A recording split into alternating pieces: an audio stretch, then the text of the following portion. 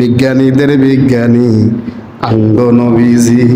সুবহানাল্লাহ। বিজ্ঞানীদের বিজ্ঞানী আঙ্গ নবীজি। লাকসামের এক গজল গায় আর কি লিখছে, বিজ্ঞানীদের বিজ্ঞানী আঙ্গ নবীজি, ওরকম গা দয়াল নবী তো গাই হাইবানি, বিজ্ঞানীদের বিজ্ঞানী আঙ্গ নবীজি। বিজ্ঞানীরা রকেট করে চাঁদের দেশে যায়, আঙ্গ নবী রকেট ছাড়া মেরাজেতে যায়। সুবহানাল্লাহ সুবহানাল্লাহ। আর এমন উজ্ঞা দয়াল নবী খুঁজি হাইবানি, বিজ্ঞানীদের বিজ্ঞানী আঙ্গ নবীজি, আমার নবীর থুতু দ্বারা। বিজ্ঞানীদের বিজ্ঞানী আঙ্গ নবীজি। আর বড় কন্যা সুবহানাল্লাহ। এটা চিটাগাং চলে না, নোয়াখালী চিটাগাং। আবু বকরকে সাপে কাইটা ধ্বংস করিল, আমগু না আঙ্গু, আঙ্গু নবীর থুতু লাইগা বালা হয়ে গেল। আরো বড় করে সুবহানাল্লাহ। আবু বকরকে সাপে কাইটা ধ্বংস করিল, আঙ্গু নবীর থুতু লাইগা বালা হয়ে গেল। সেই যুগে কি উজা বাইদা সেদিন ছিল নি? না কইবেন না। সেই যুগে কি উজা বাইদা সেদিন ছিল নি? বিজ্ঞানীদের বিজ্ঞানী আঙ্গ নবীজি। আরো জোরে কণ্ঠী, বিজ্ঞানীদের বিজ্ঞানী আঙ্গ নবীজি। আরে বিজ্ঞানীরা রকেট চড়ে চাঁদের দেশে যায়, আঙ্গ নবী রকেট সারা মেরা শরীফ যাই। আরে বিহাত তুলে বলো ঠিক কি না বলো।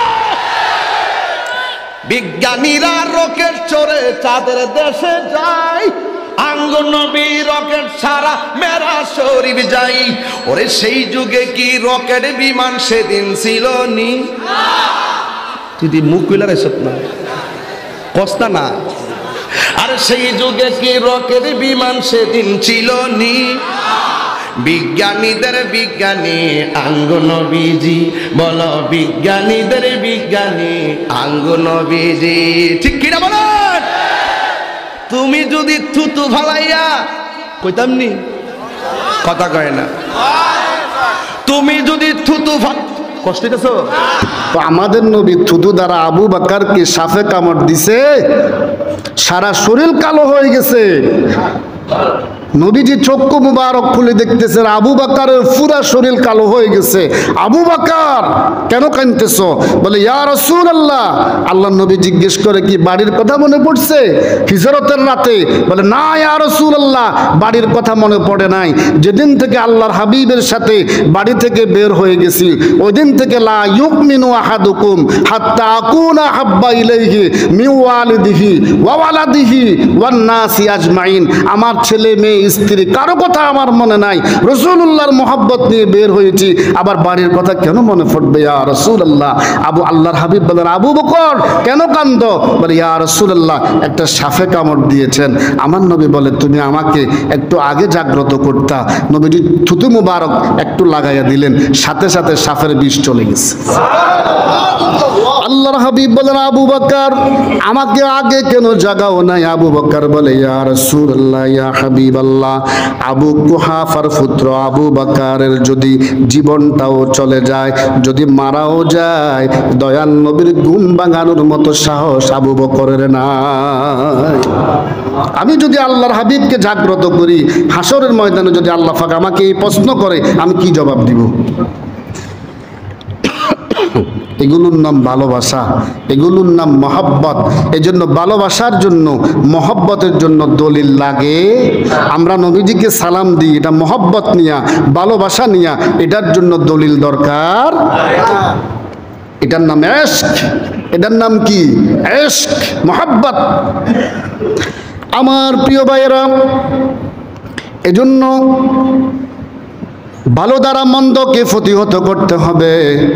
যখন আপনি ভালো দ্বারা মন্দকে প্রতিহত করবেন কি হবে? আল্লাহ পাক রব্বুল আলামিন বলেন, ফাইযাল্লাযী বাইনাকা ওয়া বাইনাহু আদাওয়াতুন কাআন্নাহু ওয়ালিয়্যুন হামীম। তুমি যখন ভালো দ্বারা মন্দকে প্রতিহত করবা, ও আমার বান্দা, তুমি দেখবা তোমার শত্রুটা একদিন তোমার বন্ধু হয়ে যাবে। কথাগুলো কার? কথাগুলো কার? আল্লাহর কোরআন। আর কোরআনটা হলো কালামুল্লাহ।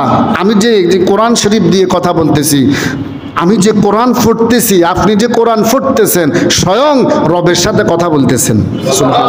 কথাগুলো আমার আল্লাহর। আমার আল্লাহ বলতেছেন, তুমি যখন ভালোকে মন্দ দ্বারা প্রতিহত করবা, দেখবা একদিন তোমার চিরশত্রুটা তোমার বন্ধু হয়ে যাবে।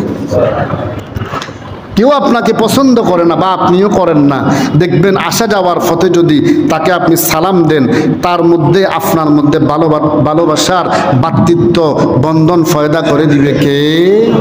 আমরা তো একটু সমস্যা হইলে সালাম তো দূরের কথা, তাকে দেখলে আছে কি নেই? এটা কি নবীর আদর্শ? একটা সালাম দিয়ে দেন, আপনার হক আদায় হয়ে গেছে। আপনার হক কি হয়ে গেছে? আদায় হয়ে গেছে। আর সালামের মধ্যেও তো আদব আছে। আমরা অনেকে তো সালামও দিতে জানি না, অথচ আমরা মুসলমান। আসসালামু আলাইকুম, আসসালামু আলাইকুম আছে কি নেই? সালাম নিয়ে কি স্টাইল চলে? সালাম নিয়ে কি স্টাইল চলে? সালাম, এগুলো কিসের সালাম বলেন? এগুলো লানত। মানে এইটা বলা মানে কি, তুই মরি যা। বুঝতে পেরেছেন? কোনো অমুসলিমকে মুসলমান সালাম দেওয়া হারাম, কবিরা গুনাহ, জায়েজ নেই। কোনো অমুসলিম যদি আপনাকে সালাম দিয়ে জবাবও দিতে পারবেন না, ওয়ালাইকুম কি বলতে হবে? ওয়ালাইকুম।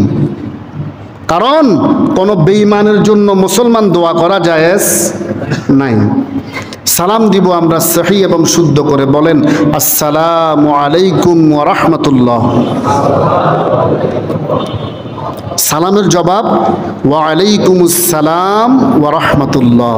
অন্তত পক্ষে ওয়া রাহমাতুল্লাহ এই শব্দটা একটু বাড়ানোর চেষ্টা করবেন। আর বাড়তি যদি পারেন, আসসালামু আলাইকুম ওয়া রাহমাতুল্লাহি ওয়া বারাকাতুহু ওয়া মাগফিরাতুহু ওয়া হিদায়াতুহু ওয়া নাজাতুহু ওয়া জান্নাতুহু, একে জান্নাত পর্যন্ত। সুবহানাল্লাহ বলেন। সহি শুদ্ধ করে আমরা সালাম দেওয়ার চেষ্টা করব ইনশাআল্লাহ। তাহলে আমরা এমন কোনো কাজ করব না যেটা নাজায়েজ আল্লাহর কোরআন দিয়ে শুরু করা। এটা আরো বড় গুনাহ। এটা আরো কি বড় গুনাহ। যে মনে করেন আল্লাহ পাক যে বর্তমানে আমাদের প্রতি এত অসন্তুষ্ট, আল্লাহ পাক এত দোয়ার পরেও এই যে ভাইরাসগুলো যাচ্ছে না, একমাত্র আমাদের গুনাহের কারণে। কিসের কারণে? গুনাহের কারণে। একজন ব্যক্তির উপর 7 বছর বয়সে নামাজের হুকুম, 10 বছর বয়সে বাধ্যতামূলক, অথচ আপনি এমন মুসলমান জুমা ছাড়া মসজিদে আসেন না। আপনি এমন মুসলমান জুমার দিন খুতবার আগে আসেন। আপনি এমন মুসলমান আসেন ঠিক, দোতলায় 3 তলায় বসে গল্প করেন। ওরকম নিউজও তো আমরা পাই। হুজুর একটু বলবেন, 2য় তলা 3য় তলা যা দুষ্টামি করে, বুঝের ইয়াং আমার যুবকেরা, ও ভাই কেন মসজিদে আসলা? এটা তো আল্লাহর ঘর, এটা তো জান্নাতের বাগান, এটা তো গল্প করার জায়গা না। 2 রাকাতের জন্য আসে, তবুও গল্প করে, চিল্লি হাউ মাউ কেছাকেছি করে। এগুলো করা যাবে না। এগুলো যদি করেন আপনার ন্যাক আমলগুলো কেটে যাবে, বদ আমলগুলো আমলনামার মধ্যে চলে আসবে।